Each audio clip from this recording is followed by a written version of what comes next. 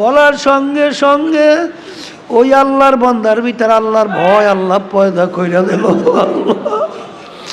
আল্লাহর ভয় পয়দা হইয়া গেল। এখন ওই আল্লাহর বান্দা বলে, মালিক আমার চেনে মোখারাম তো দ্বিতীয় দুনিয়া থাকতে পারে না। তুমি আমাকে এত সম্পদের মালিক বানাইছো, তুমি আমাকে এত অর্থ দান করছো, এত সুন্দর বিল্ডিং দান করছো, এত সুন্দর ঘর বাড়ি দান করছো, এত সম্মান দান করছো, মালিক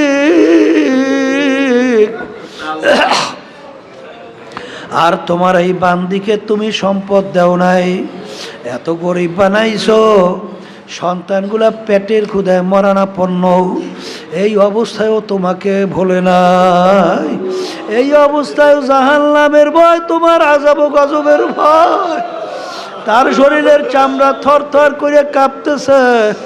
মালিক আমার চেয়ে নেমো খারাম দ্বিতীয় আর কেউ হইতে পারে না। এই কথা বইলা ওই আল্লাহর বান্দা গুনার থেকে ফিরে আসলো, আরে তাওবা খালেস করলো। এই আল্লাহর বান্দি তোমার কি পরিমাণ মাল লাগবে বস্তা বইরা নিয়ে যাও, আমি আর গুনার কাজ করব না। এই কথা বইলা যখন আল্লাহর বান্দা ফিরে আসলো, আল্লাহ রাব্বুল আলামিন বান্দার উপরে খুশি হয়ে গেল। ওই আল্লাহ রাব্বুল আলামিন তার নবী মুসা আলাইহিস সালাতু ওয়াস সালামের কাছে ওহী নাযিল করে, হে জামানার নবী মুসা, তুমি আমার ওই বান্দার কাছে সুসংবাদ জানাও, তার জীবনের সব গুনাহ আমি মাফ কইরা দিলাম। আল্লাহ আল্লাহ, মালিক তোমার ভয় তুমি আমাদের ভিতরে পয়দা করো। মানাতানি আমশি আতাইতু হারওয়ালা, বান্দা বান্দি হাইটে হাইটে রওনা করছে। এই আল্লাহ রাব্বুল আলামিন বলে আমার রহমত দৌড় দেয়, দৌড় দিয়ে যাই ওকে টান দিয়া রহমতে কোলের ভিতরে জায়গা দিয়ে দেয়। কথা ঠিক না? হ্যাঁ আল্লাহর বান্দা, যেই কথা বলতে চাইছিলাম যে ওই কলব নামক ওই গোশতের টুকরা পরিষ্কার করা লাগবে কি লাগবে না? এই জন্য ওই যে তাকাব্বুরি, আমি ভালো আমি বড়, খবরদার নিজেকে নিজে সবসময় গুনার কথা মনে কইরা, ওই জাহান্নামের আযাবের কথা মনে কইরা, কবরে আযাবের কথা মনে কইরা নিজেকে সবসময় ছোট মনে করতে হবে। আর ছোট মনে করলেই আল্লাহর রহমত বেদরকভাবে আসতে থাকবে। কথা ঠিক না? ঠিক। এই রোগটা দূর করার জন্যে সবচেয়ে বড় একটা মহা ঔষধ হলো আল্লাহর জিকির বেশি বেশি করতে হবে। কার জিকির? আল্লাহর বেশি বেশি বেশি আল্লাহর জিকির করার মাধ্যমে এই কলবের রোগগুলো দূর হইতে থাকে। তাকাব্বুরি দূর হয়, হিংসা দূর হয়, এই বিভিন্ন রিয়া দূর হয়। এগুলা দূর হওয়ার জন্য আল্লাহর জিকির বেশি বেশি করা লাগে। মৌতের মোরাকাবা বেশি করতে হয়। আর একটা ঔষধ কি? মৌতের মোরাকাবা। কি মোরাকাবা? মৌতের চিন্তা। মোরাকাবা মানে কি? চিন্তা। এই যে শোনেন না মোরাকাবার সবক, মুশাহাদার সবক শোনেন না? মোরাকাবার সবকটা কি? এই মোরাকাবার সবক হইল তালাশ কইরা চিন্তা নিয়ে আসায় বসে। আর মুশাহাদা মানে কাকে বলে? হ্যাঁ বসেন, চিন্তা ছাড়া 24 ঘন্টা আপনার ভিতরে আপনার আল্লাহর খেয়াল পয়দা হয়ে যাবে। কথা ঠিক না? বা ঠিক। এই যে চিন্তা, এই চিন্তা করা লাগবে সবসময়। যে বলতেছিলাম যে এই কলবের রোগ দূর করার জন্যে এই মৌতের মোরাকাবা। কির মোরাকাবা? মৌতের মোরাকাবা। এরপরে বেশি বেশি আল্লাহর জিকির। এরপরে সাদিকিন আল্লাহর খাস বান্দাদের সঙ্গী হইয়া যাওয়া, তাদের সংস্পর্শে যাওয়া। কথা ঠিক কিনা? এই সংস্পর্শে যাওয়ার পরে তারা যেইভাবে বলবে ওইভাবে মাইনা চলা। কথা ঠিক কিনা? ওখানে বাড়াইবেও না কমাইবেও না। কথা ঠিক? যদি বাড়াইবে না কমাইবে না, আল্লাহ রাসূল সাল্লাল্লাহু আলাইহি ওয়াসাল্লামের হাদিস, এক আল্লাহর বান্দা সাহাবী আসছেন, আল্লাহ রাসূল সাল্লাল্লাহু আলাইহি ওয়াসাল্লাম আমাকে এমন কিছু আমলের কথা বলেন যেই আমলের মাধ্যমে আমি জাহান্নাম থেকে বাঁচতে পারবো, বেহেশতে যাইতে পারবো।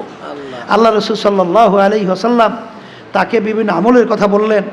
সাহাবী রওনা করে যাইতেছেন আর বলতেছেন, আল্লাহ রাসূল সাল্লাল্লাহু আলাইহি ওয়াসাল্লাম আপনি সাক্ষী থাকেন, আপনি যেইভাবে বলছেন আমি হুবাহু ওইভাবেই আমল করব, বাড়াবো না কমাবো না। আল্লাহ রাসূল সাল্লাল্লাহু আলাইহি ওয়াসাল্লাম তিনি যখন রওনা করে যাইতেছেন, সাহাবায়ে কেরামদেরকে বলতেছেন, তাকে ইঙ্গিত কইরা তোমরা যদি বেহেশতি লোক দেখতে চাও, তাকে ইঙ্গিত করে বলতেছেন তাকে দেখে নাও, তাকে দেখে নাও। তাহলে বুঝতে হবে মুরিদ শব্দের অর্থ কি? আরাদা ইউরিদু মুরিদান, অর্থাৎ আপনি ইচ্ছা করছেন। কি ইচ্ছা করছেন? যে আপনি গুনার কাজ করবেন না, নেকের কাজ ছাড়বেন না, গুনার থেকে ফিরিয়ে আসবেন। এখন পীর সাহেব হুজুরের কাছে আপনি এই কথার উপরে ওয়াদাবদ্ধ হয়েছেন, সব বুড়ি বাতুল সে আর সব বুড়ি কামু সে। কথা ঠিক যাবে? ঠিক। আয় মেরে আল্লাহ, এই যে আপনি ওয়াদা করতেছেন, এর নাম হলো ইচ্ছা পোষণ করছেন, এর নাম হলো মুরিদ। এর নাম কি? মুরিদ হইছেন। এখন তো অনেকে যদি চালাকি করেন, শোনেন, বেয়াদব মাহরুম গাস্তাজ হজদের হব। যে বেয়াদব হয়, বেয়াদব কাকে বলে? যে কথা মানে না। বেয়াদব কাকে বলে? যে কথা বলে, এর নাম কি? বেয়াদব। আর আদবওয়ালা কাকে বলে? আল আমরু ফাওকাল আদাব। আদবের ভিতরে সবচেয়ে বড় আদব হলো কথা মানে। কি মানে? কথা যে মানবে কামিয়াব। কথা বলে না? কথা যে মানবে কি কামিয়াব। আর যে কথা মানবে না, যে চালাক হবে, হে কিন্তু বরবাদ। সে কি? বরবাদ। এর জন্য মুরিদ হয়েছেন, সোহবাতে গেছেন। সোহবাতে যাওয়ার পরে আল্লাহর রহমতে দেখা যায় ওই পীর সাহেব হুজুরে বলছে যত কষ্ট হোক সারা যাইবে না। কথা কয় না? ওই যে বারবার বলা হয় না, আবার স্মরণ করার জন্য বলা হইতেছে। ওই যে পীর সাহেব হুজুর কাছে মুরিদ হইছে, অনেক চালাক শত্রু আছে, বোকাও একজন আছে। কিও আছে? ওই বোকা তো হুজুর ওই বোকাটারে ভালোবাসে বেশি। অন্য অন্যগুলো বলতেছে ব্যাপার কি, হুজুর এই বোকাটার এত কেন ভালোবাসে। হুজুরের কাছে যখন পৌঁছলো, এখন হুজুর তো দিয়ে দিছে না জ্যান্ত মোরগ মুরগি আর ছুরি একটা হাতে, এমন জায়গায় জবাই করবা কেউ যেন না দেখে। তাই হুজুরের কথা মানার জন্য গভীর জঙ্গলে যাই জবাই করছে, কেউ দেখে নাই। কেউ পানির ভিতরে ডুব দিয়েছে, জবাই করছে, কেউ দেখে নাই। ঘরের ভিতরে গোবরে জবাই করছে, কেউ দেখে নাই। ওই বোকা মুড়ি ওই জ্যান্ত মোরগ নিয়ে হুজুরের সামনে হাজির। অত চালাক হইয়েন না, অত চালাক টালাক হইয়েন না, বোকা সাজেন, বোকা সাজেন। তাইলে দেখবেন আল্লাহর রহমত কিভাবে পাওয়া যায়। চালাক অত হইতে যাইয়েন না। এখন আসছে তো বোকা, অন্য অন্যগুলো বলতেছে কি রে এইটার হুজুর এত মোহাব্বত করে, হ্যাঁ এইটা তো হুজুরের কথাই ঠিক মতো মানে নাই। শেষ পর্যন্ত হুজুর বলতেছে ধমক দিয়া, কি রে সবাই আমার কথা মানলো, তুই যে জ্যান্ত মোরগ লই আসছে, জবাই করলি না। তখন বোকা কি বলতেছে, হুজুর আপনার তো শর্ত লাগাইছে। কি শর্ত?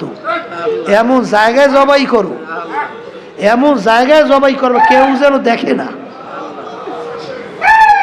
হুজুর আমি শর্ত তো লাগাইছে, কিন্তু আপনার কথা মানার জন্যে, কথার কথা, আমি ঠিকমতো ঘুমাতে পারি নাই, ঠিকমতো খাইতে পারি নাই, বলতে গেলে পাগলের মতো ঘুরছি জঙ্গলের ভিতরে। এমন কোনো জায়গা নাই যেই জায়গায় আমি যাই নাই, কিন্তু যেখানেই আমি যাই দুনিয়ার কেউ দেখে না, কিন্তু তাকাই দেখে আমার আল্লাহ আমার দিকে চাইয়ে আছে। আর আপনার শর্ত লাগাচ্ছেন কেউ যেন দেখে না, এই জন্য আমি মোরগ জবাই করতে পারি। এই খেয়াল যদি একবার ভিতরে আল্লাহর রহমতে জমিয়া যায়, আল্লাহর বান্দাবান্দি কামিয়াব, সেই বান্দাবান্দি গুনার থেকে ফিরিয়ে আসতে পারবে। ওই শোনেন না বনি ইসরাঈলের ঘটনা শোনানো হয় মুসা আলাইহিস সালামের জামানায়। ওই যে বড় লোকের বাড়ির পাশে এই গরিব ফ্যামিলি, এত গরিব, খাবার সময় বাচ্চাগুলো খাবার পায় না। আরে পেটের ক্ষুধায় বাচ্চাগুলো কাঁদে। আরে মায়ের সামনে যখন বাচ্চাগুলো কাঁদতেছে, তখন মা কি সহ্য করতে পারে? দিক বিদিক হারাইয়া যখন ওই আল্লাহর বান্দা বলতেছে পাশের বাড়ি যাইয়ে দেখো বড় লোকের বাসায় একটু কোনো খানা পাওয়া যায় কিনা, বাচ্চাগুলো পেটের ক্ষুধায় মরণাপন্ন। যখন ওই আল্লাহর বান্দি যাইয়ে বলল যে বাচ্চাগুলো আমার পেটের ক্ষুধায় মারা যাওয়ার উপক্রম, একটু খানা দিলে বাচ্চাগুলো খাবে, বাচ্চাগুলা পেটের ক্ষুধায় অস্থির। আর ওই লোক প্রস্তাব দেশে তুমি যদি আমার সাথে খারাপ কাজে লিপ্ত হইতে পারো না হুজুবিল্লাহ, তাইলে এর বিনিময়ে তোমাকে খাদ্য দেব। আল্লাহর বান্দি আল্লাহর ভয় ওখান থেকে ফিরে আসার পরে এখন এসে দেখে বাচ্চাগুলো আর শ্বাস টানতে পারতেছে না, মারা যাইবে। এই অবস্থা কোনো মা সহ্য করতে পারে? এই অবস্থা দেখে মা হুশ হারাই ফেলছে, পাগলের মতো উঠে আবার যখন দৌড় মারে যাই বলতেছে খাদ্য দাও, বাচ্চাগুলো বাঁচুক। এখন কথাও বের হয় না, অস্থির হইয়া যখন বলতেছে, তখন এই কথা বলার পরে আল্লাহু আকবার, তখন ওই যে লোকটা যখন খারাপ কাজের জন্য আসতেছে, তখন আল্লাহর বান্দি শরীরের ভিতরে থরথর করে কম্পন শুরু হয়ে গেছে, থরথর করে কাঁপতেছে। তখন ওই বড় লোক বলতেছে ব্যাপার কি, তুমি এরকম কাঁপতেছে কেন? তখন ওই আল্লাহর বান্দি বলে আল্লাহর ভয়, আল্লাহর আযাব ও গজবের ভয়, আল্লাহর জাহান্নামের আযাব ও গজবের ভয়, এই জন্য আমি কাঁপতেছি। আল্লাহ আল্লাহ তাকশাইরু মিনহু জুলুদুল্লাযীনা ইয়াখশাউনা রাব্বাহুম সুম্মা তালিনু জুলুদুহুম ওয়া কুলুবুহুম ইলা যিকরিল্লাহ। এক শ্রেণী আল্লাহর বান্দা বান্দি দুনিয়ার ভিতরে এরকম আল্লাহ আল্লাহ আল্লাহ আল্লাহ আল্লাহু আকবার এরকম আছে, যখন তাদের গুনার কথা মনে করে, যখন গুনার কথা মনে পড়ে, যখন জাহান্নামের কথা মনে পড়ে, যখন কবরে আযাবের কথা মনে পড়ে, যখন মৌতের কথা মনে পড়ে, যখন কিয়ামতের ময়দানের কথা মনে পড়ে, তখন তাদের ভিতরে এমনভাবে ভয় শুরু হইয়া যায়, তখন তাদের শরীরের চামড়া থরথর করে কাঁপতে থাকে,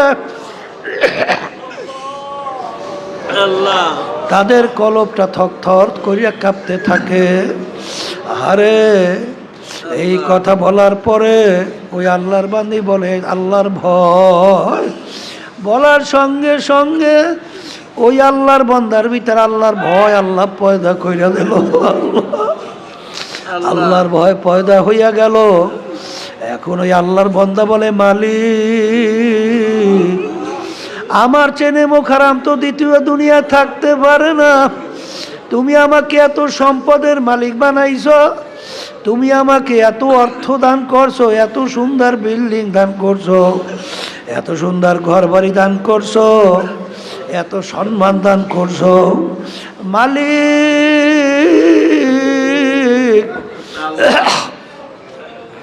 আর তোমার এই বান্দিকে তুমি সম্পদ দাও নাই, এত গরিব বানাইছো, সন্তানগুলা পেটের ক্ষুধায় মরণাপন্ন, এই অবস্থায়ও তোমাকে ভোলে নাই, এই অবস্থায় জাহান্নামের ভয়, তোমার আযাব ও গজবের ভয়, তার শরীরের চামড়া থরথর করে কাঁপতেছে। মালিক আমার চেয়ে নেমো খারাম দ্বিতীয় আর কেউ হইতে পারে না। এই কথা বইলা ওই আল্লাহর বান্দা গুনার থেকে ফিরে আসলো, আরে তাওবা খালেস করলো। এই আল্লাহর বান্দি তোমার কি পরিমাণ মাল লাগবে বস্তা বইরা নিয়ে যাও, আমি আর গুনার কাজ করব না। এই কথা বইলা যখন আল্লাহর বান্দা ফিরে আসলো, আল্লাহ রাব্বুল আলামিন বান্দার উপরে খুশি হয়ে গেল। ওই আল্লাহ রাব্বুল আলামিন তার নবী মূসা আলাইহিস সালাতু ওয়াস সালামের কাছে ওহী নাযিল করে, হে জামানার নবী মূসা, তুমি আমার ওই বান্দার কাছে সুসংবাদ জানাও, তার জীবনের সব গুনাহ আমি মাফ কইরা দিলাম। আল্লাহ আল্লাহ মালিক তোমার ভয় তুমি আমাদের ভিতরে পয়দা করো। আল্লাহ কুতিবা আলাইকুমুস সিয়াম কামা কুতিবা আলাল্লাযীনা মিন ক্বাবলিকুম লাআল্লাকুম তাত্তাকুন। রমজান মাসের রোজার মাধ্যমে আল্লাহ রাব্বুল আলামিন তার ভয় পয়দা করবে। এই জন্য আমার বাজানদেরকে বলবো, পর্দালে মা বোনদেরকে বলবো, বাজান রে, রমজান মাস কিন্তু যাইতে আছে, আজকে রহমতের নবম দিন যাইতে আছে। যার চেষ্টা নাই, যেই মামলার চেষ্টা নাই, যেই মামলার চেষ্টা নাই, সেই মামলারও কিন্তু খালাস নাই। এই জন্য আমার বাজানদেরকে বলবো, আল্লাহর নবীর ইতিহাস পড়ো, সাহাবায়ে কেরামদের ইতিহাস পড়ো বাজান। আল্লাহু আকবার, আল্লাহু আকবার, আল্লাহু আকবার। আল্লাহর নবীর ইতিহাস পড়লে দেখবা নিজেকে নিজে কত ছোট মনে করছে, তাকাব্বুরি ভিতর থেকে কিভাবে দূর করছিল। বাজান বারবার বলা হয়, তুমি তো জানো আল্লাহু আকবার। আমার আব্বাজান রহমাতুল্লাহ আলাইহি বাজান কিভাবে নিজেকে নিজে গোপন করতেন। আল্লাহ হাকে বলুন তো আশরাফ আলী থানভী রহমাতুল্লাহ আলাইহি বাজান ট্রেনের ভিতরে রওনা করছেন। আখারে তার ছোট্ট মেয়ে সাথে ট্রেনের ভিতরে হঠাৎ পানির পিপাসা, বলে আব্বা পানি খাবো। তাদের কাছে পানিও নাই, ওদিকে বাচ্চা তো পানির পিপাসায় অস্থির। আল্লাহু আকবার, কোথায় পানি পাবে? হঠাৎ আপনি ট্রেনটা থাইমা গেল। যেখানে থামলো সরাসরি দেখে একটা ডিপ টিউবওয়েল। হুজুর বলতেছেন খাদেমকে, বাবা যাও ওই ডিপ টিউবওয়েল দেখা যায়, তাড়াতাড়ি পানি নিয়ে আসো। খাদেম নাইমে যখন পানি নিয়ে আসলো, আসার পরে আবার অটো ট্রেন চালু হয়ে গেল। তখন খাদেম বলতেছে, হুজুর আপনি তো বলেন আপনার বলে কোনো কেরামত নাই। হুজুর এইটা তো আপনার জাজ্জুল কারামত, হুজুর এইটা আপনি কেমনে অস্বীকার করবেন? তখন হাকিমুল উম্মাত আশরাফ আলী থানভী রহমাতুল্লাহ আলাইহি বলেন, বাজান এটা তো আমার কোনো কেরামত না, এটা যদি কেরামত হইয়াই থাকে ওই বাচ্চার কেরামত। কারণ পানির পিপাসা তো আমার লাগে নাই, পানির পিপাসা তো লাগছে বাচ্চার। বর্তমানে এক শ্রেণী আমার বাজানরা একটু বুজুর্গি প্রকাশ করার জন্য বিভিন্ন কায়দায় মানুষের ভিতরে প্রকাশ করো, একটা হাদরে লাড়া দাও, আবার একটা আহ করে ডাক দাও, আবার বিভিন্ন ধরনের হাউতাস করো। বুজুর্গি কি নেহি হামকো জরুরত,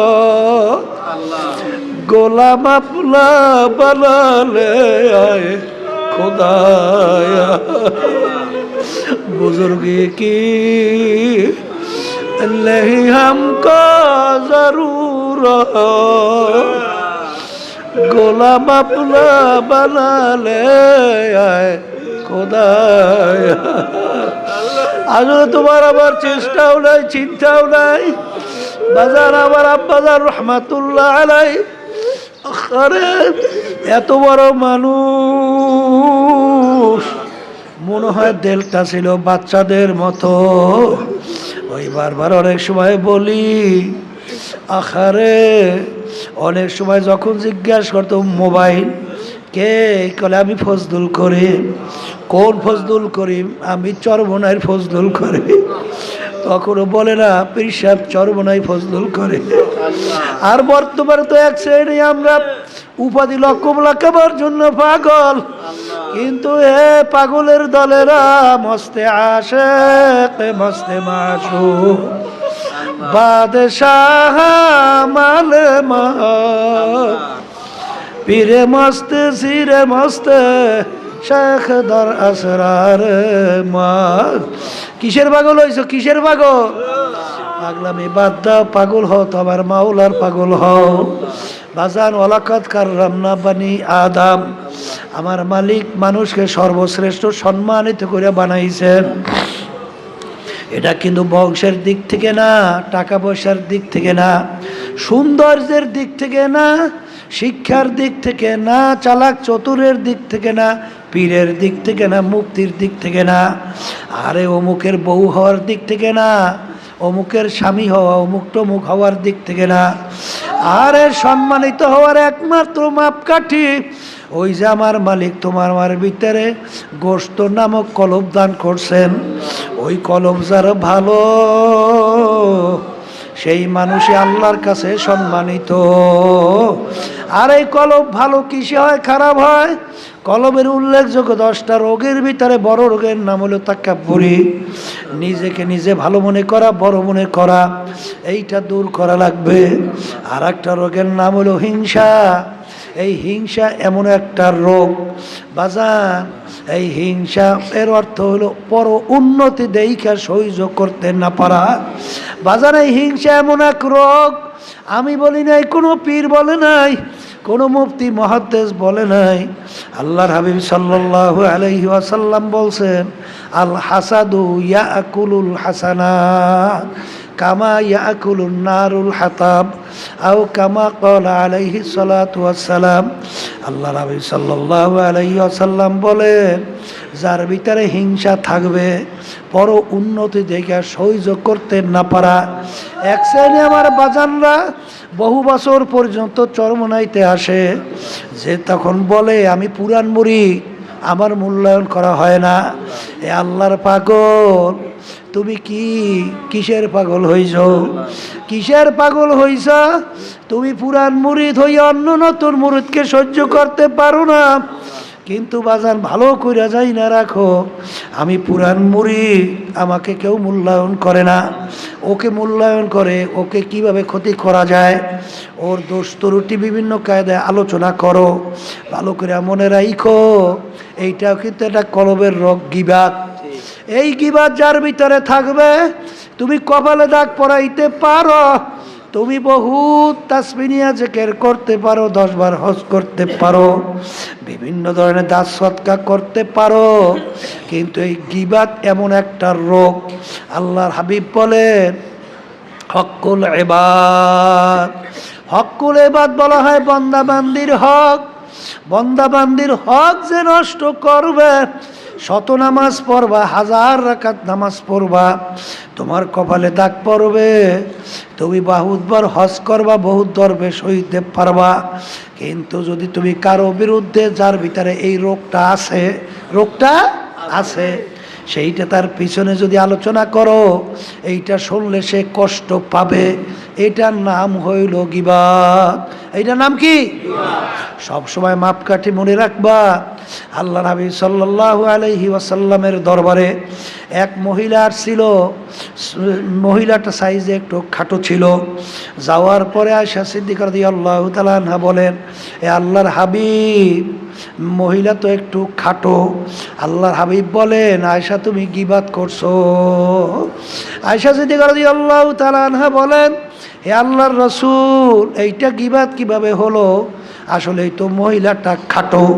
তখন আল্লাহর হাবিব বলেন, আয়েশা, এর নামই হলো গীবাত। এর নামই কি? দোষ তার মধ্যে আছে, দোষ তার মধ্যে আছে।